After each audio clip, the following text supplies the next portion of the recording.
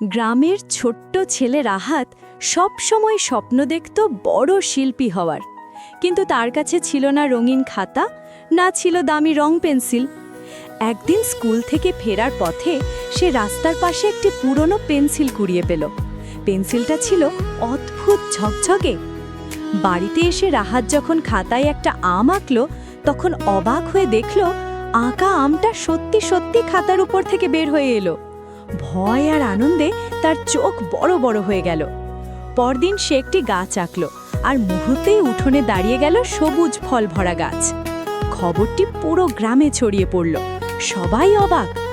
রাহাত বুঝল এই জাদু পেন্সিল শুধু নিজের জন্য নয়, সবার ভালো করার জন্য। সে স্কুলের জন্য নতুন ঘর, গ্রামের জন্য সেতু আর অসহায় মানুষের জন্য খাবার রাখতে লাগলো।